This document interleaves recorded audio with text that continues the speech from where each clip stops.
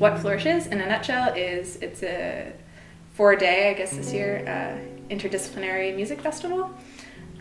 So we have visual artists, spoken word, music. We use alternative venue spaces. We focus on having all ages shows, just doing something a little bit different so we can make music accessible. I guess. Did you add anything? Nailed it. Nice. Mm-hmm. So it came to be through the Shifty Bits cult art gathering, I guess you would call it. Last year, the first one that they had in February. Through talking, we all realized that there was a need for more like interdisciplinary, I guess, respect, and for more like cross collaboration between different cities, from like Halifax to Toronto, in order to get our bands out there. So I decided to do Flourish, and it flourished in the spring of last year. And it was just supposed to be like a one-day event, kind of showing people how great Fredericton is.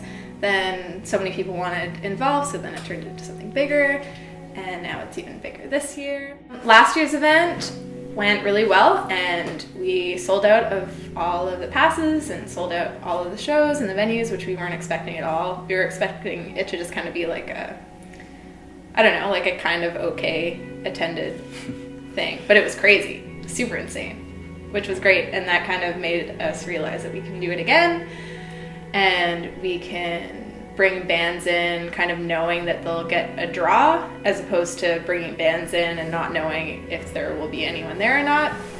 We've kind of built, I guess, the event up so people know what it is and they're excited, hopefully, about it. And last year we realized too that we need to focus again more on visual arts and really focus on the interdisciplinary part of Flourish, because I think that's what makes it different compared to a lot of different music festivals in New Brunswick.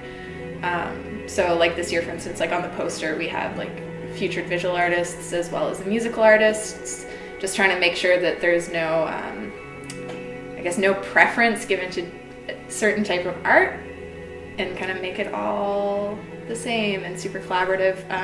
A lot of the musicians are working with the visual artists this year too, so they can all kind of show their stuff in a really cool collaborative way.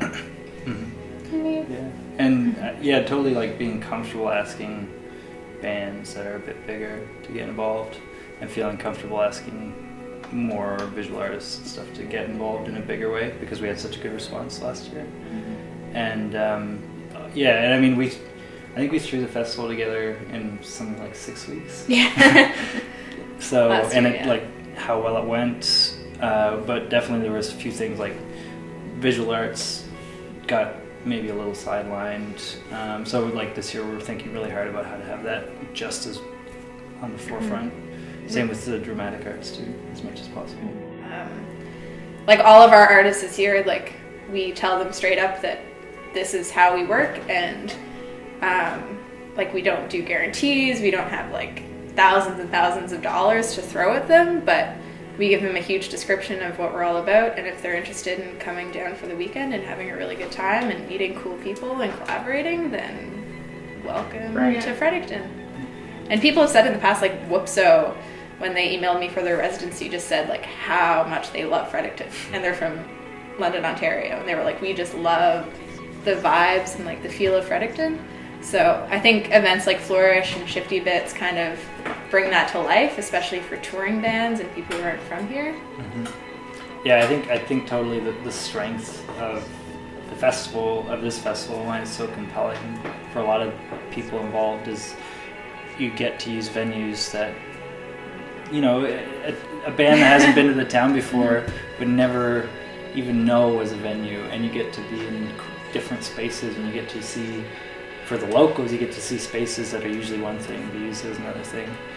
And because it's so grassroots, you know, people chip in on lending artist spikes, or so they can tour around, or hosting them. Like we won't have people staying in hotels. They'll be like put up in living room floors and couches and spare bedrooms and stuff, and it just gives people playing and people coming out to see it a totally different experience especially from a huge, corporate sponsored festival.